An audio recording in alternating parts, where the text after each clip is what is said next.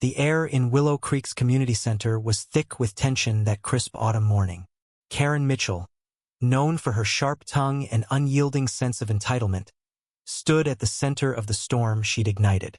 The town's annual food drive for veterans was secrete a lifeline for those who'd served, like Tom Hargrove, a Vietnam vet who'd lost everything but his pride.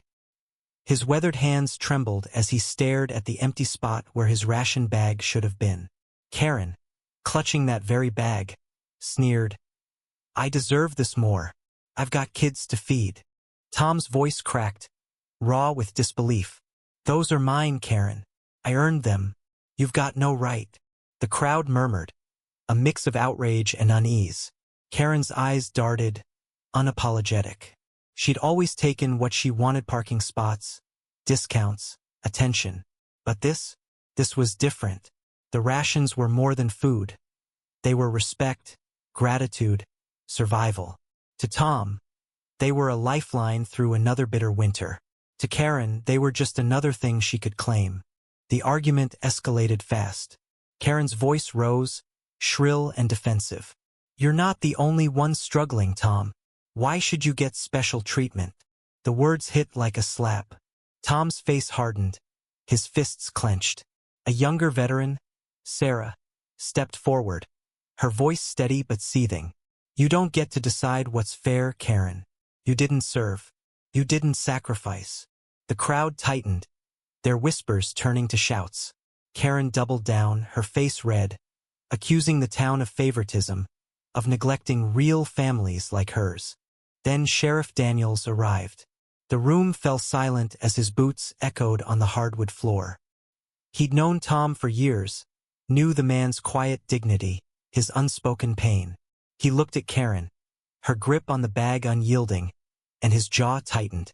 "Karen, put the bag down," he said, voice low but unyielding. She scoffed, defiant. "You can't make me. This isn't a crime." Daniel's eyes narrowed. "Stealing from a veterans aid program? That's theft, plain and simple. You're under arrest." Gasps rippled through the crowd.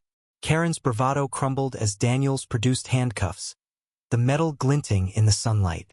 She stammered, "You can't be serious." But Daniels was. He read her rights as Tom stood silent, his gaze heavy with sorrow, not triumph. The crowd watched, some satisfied, others uneasy. Karen's kids, watching from the corner, looked confused, their mother's actions staining their innocence. The bag of rations fell to the floor, cans rolling across the wood. As Karen was led away, the room felt heavier. Justice had been served, but at what cost? Tom picked up his rations, his hands shaking not from anger but from the weight of the moment. He'd won, but the betrayal lingered. Karen's entitlement had fractured the town's fragile unity, exposing raw truths about fairness, sacrifice, and community. Some saw her as a villain. Others saw a desperate mother pushed too far. The line between right and wrong blurred in the quiet that followed.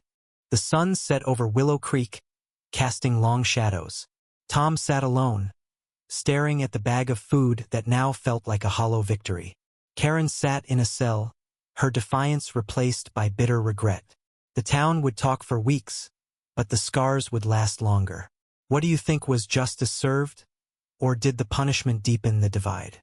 Share your thoughts on where fairness lies in this tangled mess of human choices.